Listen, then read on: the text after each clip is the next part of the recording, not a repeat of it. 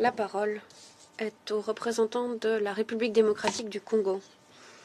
J'ai l'honneur de prononcer cette déclaration au nom de 3 membres africains du Conseil de sécurité A3, à savoir le Libéria, la Somalie et mon propre pays, la République démocratique du Congo. Les A3 remercient le représentant spécial du secrétaire général pour Haïti et le directeur exécutif de l'ONUDC pour leurs exposés lucides. Nous saluons leur engagement continu en faveur de la paix en Haïti. Nous saluons également la participation du représentant permanent d'Haïti à la réunion d'aujourd'hui. Monsieur le Président, alors que le Conseil de sécurité se réunit pour examiner l'évolution de la situation en Haïti et envisager le renouvellement du mandat du Bureau intégré des Nations Unies en Haïti, les A3 restent profondément préoccupés par la persistance et l'aggravation de la crise multidimensionnelle en Haïti. Tout en reconnaissant la résilience du peuple haïtien, l'ampleur de ces défis exige des efforts soutenus en interne ainsi qu'un soutien cohérent et prévisible de la communauté internationale. Les A3 réaffirment leur attachement et leur soutien indéfectible à la paix et à la sécurité en Haïti, ainsi qu'au respect de son intégrité territoriale et de son unité nationale. Rappelant ces principes, ils réaffirment également le droit du peuple haïtien, durement éprouvé par des années de crise politique, économique et humanitaire, au bien-être, à la stabilité et au développement.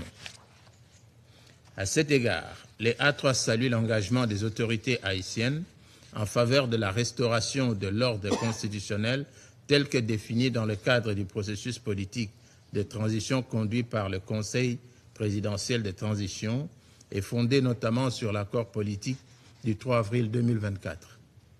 Les A3 ont pris note avec satisfaction de l'adoption par les autorités haïtiennes d'un chronogramme définissant les principales étapes devant conduire à l'organisation d'élections générales en 2026.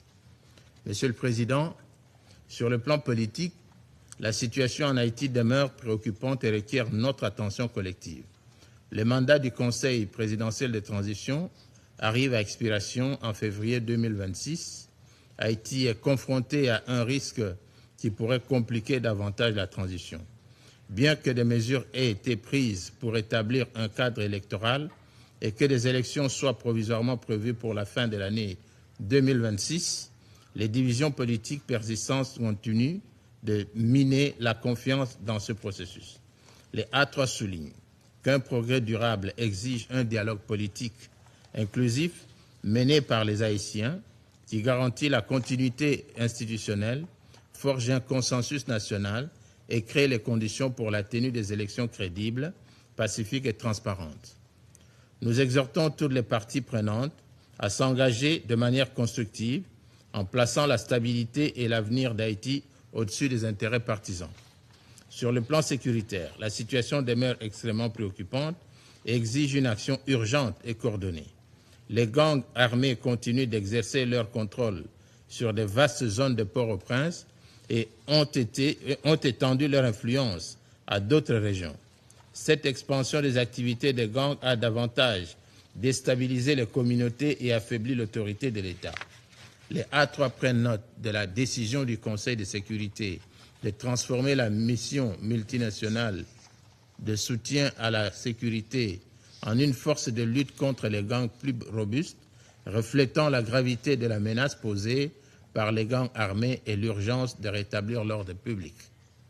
Nous soulignons que l'efficacité et la crédibilité de cette nouvelle architecture de sécurité dépendront des règles d'engagement claires, des mécanismes de contrôle adéquats et d'une coordination étroite avec les autorités haïtiennes. La création du Bureau d'appui des Nations Unies en Haïti est essentielle. Ce bureau doit être doté de ressources suffisantes pour garantir la transparence, la cohérence opérationnelle et la protection des civils durant cette phase critique de stabilisation. À cette fin, les A3 insistent sur la nécessité d'accélérer et de revitaliser la réforme du secteur de la sécurité et appellent à un soutien renforcé et coordonné des Nations Unies et des partenaires internationaux, en particulier pour la Commission nationale de désarmement, de démantèlement et de réintégration. Sur le plan humanitaire, la crise haïtienne exige une réponse internationale immédiate et durable. Environ 1,4 million de personnes sont déplacées à l'intérieur du pays, dont des centaines de milliers d'enfants vulnérables, tandis que l'insécurité alimentaire touche des millions de personnes à travers le pays. Les A3 constatent avec une vive préoccupation le sous-financement important du plan de réponse aux besoins humanitaires et exhortent fortement les partenaires internationaux à accroître leur soutien de manière opportune, prévisible et flexible afin de répondre aux besoins humanitaires critiques et de prévenir une nouvelle détérioration de la situation sur le terrain. Monsieur le Président, alors que le Conseil examine le renouvellement du mandat du BINU, les A3 soulignent l'importance de veiller à ce que la mission puisse disposer des ressources adéquates et des moyens nécessaires pour soutenir les initiatives de gouvernance, faciliter le dialogue politique, renforcer les institutions et coordonner les interventions humanitaires, tout en respectant et en renforçant l'appropriation par Haïti du processus de transition.